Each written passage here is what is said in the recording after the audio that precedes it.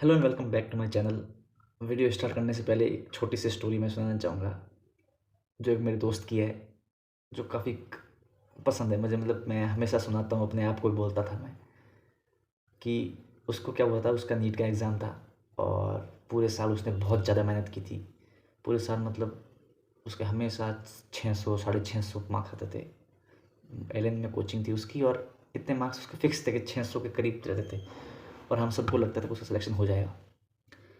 Exam होता है, centre में आता है, एग्ज़ाम दे के आता है, कुछ बताता नहीं है वो, क्या हुआ मेरे साथ, कैसा हुआ। हम सब ने पूछा नहीं क्योंकि हमें लग ही रहा था सिलेक्शन तो हो ही जाएगा, हमारा नहीं होगा ऐसा। रिज़ल्ट आता है, हमारे नंबर अच्छे आते हैं और उसका ना कोई मैसेज आता है, ना स्टोरी आती है, मतलब कुछ था ही नहीं। हमें लगा ही नहीं कि उसका सिलेक्शन हो गया, ऐसा कुछ।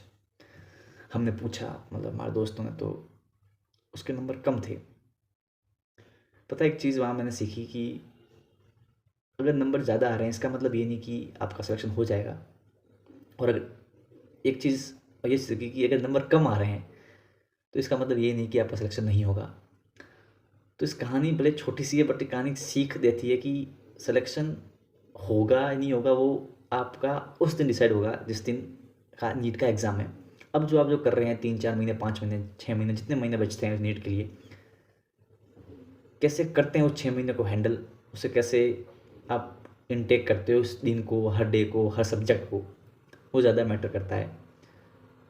ये कहानी का पर्पस कुछ बताना नहीं, किसी को नीचा दिखाना नहीं था, बट आपको एक चीज़ सिखानी थी कि क्योंकि अभी आपके मार्क्स थोड़े कम आ रहे होंगे, शायद सिलेक्शन से दूर होंगे, हो सकता है, और सोच रहे हो यार कुछ ऐसा कर लूँ जो सिलेक्शन हो जाए।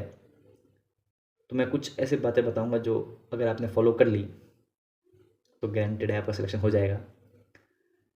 तो थोड़ा ध्यान से वीडियो को देखना और सिलेक्शन होना चाहिए इस बार, ऐसा मेरा सब मानना है। जो भी इस वीडियो को देखे यार, और जो नीट एस्पिरेंट देख रहा है खासकर, प्लीज़ सिलेक्शन हो जाना चाहिए। और सिलेक्शन होने के लिए मैं जो बताऊंगा आप उसे फॉलो कर लो। अगर नहीं हुआ तो मैं अपने आप पे मतलब ब्लेम करने को रेडी हूँ कि मेरी वजह से नहीं हुआ, बट आपको वो फॉलो करना है। और मुझे उम्मीद है अगर आपने फॉलो कर लिया तो 100% नहीं तो बहुत चांस है कि आपको सिलेक्शन हो जाएगा। स्टार्ट करते हैं। Just my name is Narendra Chaudhary, MBBS second year student एडस के जी सीकर।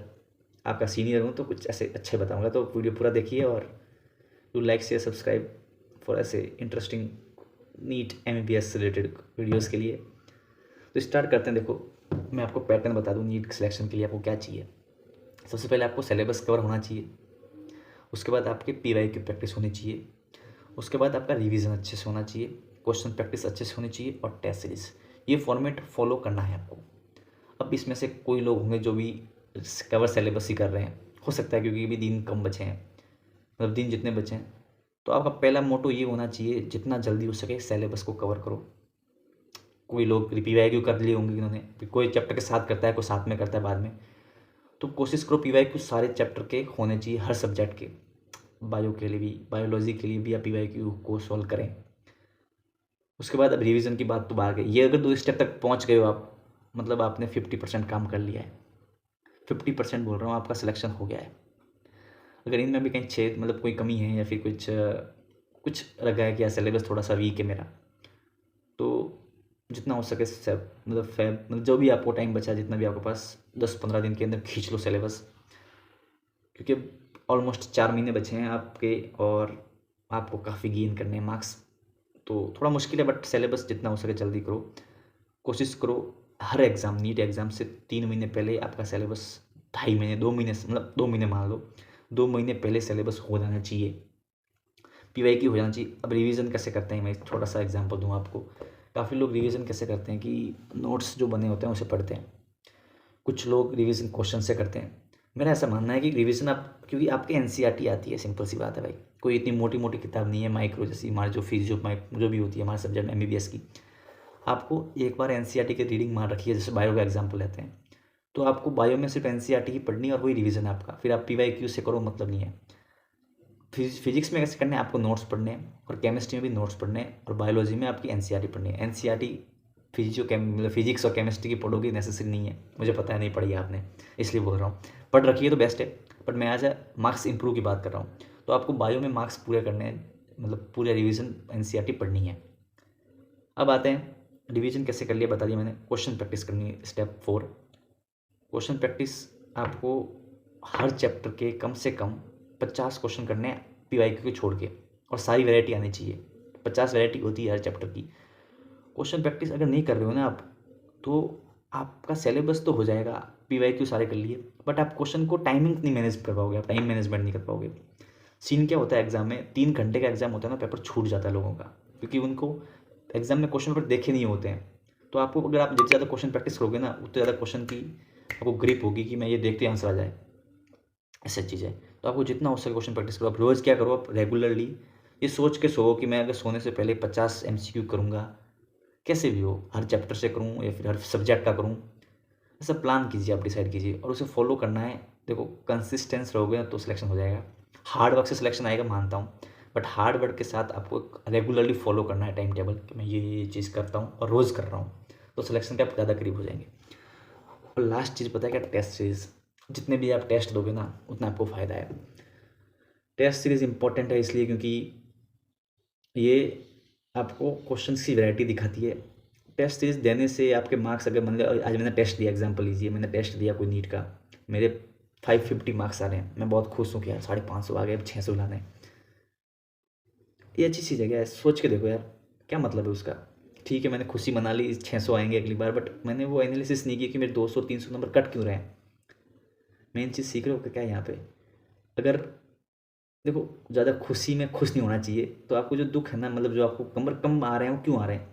अगर आपने 550 पे अपना काम स्टार्ट कर लिया, मान लिया आपने कि यार मुझे जो मेरे जो गलत होने हैं उसमें सुधारने हैं, तो आप सुधारोगे। आप ये खुश होकर बैठ गए ना कि अब इस बार 500 आए, इस बार 600 लाऊंगा, कैसे लाओगे। ये क्वेश्चन जो आ रहे हैं उन्हें आप सॉल्व नहीं कर रहे हो। तो इंपॉर्टेंट चीज़ आपको वो सॉल्व करना है। तो जितना हो सके एनालिसिस करो टेस्ट का। अगर 3 घंटे टेस्ट दे रहे हो ना, तो 3 घंटा एनालिसिस करो। हर क्वेश्चन पे 2 मिनट दो कि यार ये क्वेश्चन ऐसे भी हो सकता था, मैंने ऐसे किया है, आंसर कैसे करते हैं, टीचर कैसे करता है, बुक में कैसा लिखा है, ऐसे भी कर सकता था। या फिर एक ऐसा अलग से टेस्ट की कॉपी बना लो कि इस टेस्ट में मैंने ये सीखा, समझ रहे हो। वैसे मैंने एक पेज लिखा है इस पर कि मैंने इस टेस्ट में मेरे के 500 नंबर आ रहे हैं, तो 500 नंबर तो यूँ आगे, कुछ मिस्टेक जो मैंने की थी, कुछ नेगेटिव मैंने क्यों किए हैं। एक एनालिसिस जितना आपका बढ़िया होगा ना, बढ़िया मतलब कुछ भी कर सकते हो एनालिसिस में, आप क्यों आ रहे हैं, कैसे आ रहा है, वाई क्यों, जितने भी क्वेश्चन आ रहे हैं सबके आंसर मिलने चाहिए आपको उस पेपर पे। अगर आपने ये चीज़ कर ली ना, तो आपको मैं गारंटी दे रहा हूँ कि आप 90% नीट के करीब आ जाओगे। अब 10% जो मैंने छोड़ा है ना आपके लिए, वो आपका दिन डिसाइड करता है। आप सुबह कैसे उठते हो, आप सुबह कैसे खाते हो, कैसा पीते हो, कैसा एग्जाम देते हो, कहाँ सेंटर आता है, वो फैक्टर एक्सटर्नल फैक्टर है। जैसे मैं नॉर्मली हेल्दी रहना है, वही फैक्टर है। और बाकी किस्मत है। आपको सिर्फ आपके हार्डवर्क पे फोकस होना चाहिए, आपकी मेहनत पे फोकस होना चाहिए। एट लास्ट जब आपका नीट एग्ज़ाम हो तो आपको इस बात का दुख नहीं होना चाहिए कि मैं पढ़ा नहीं था।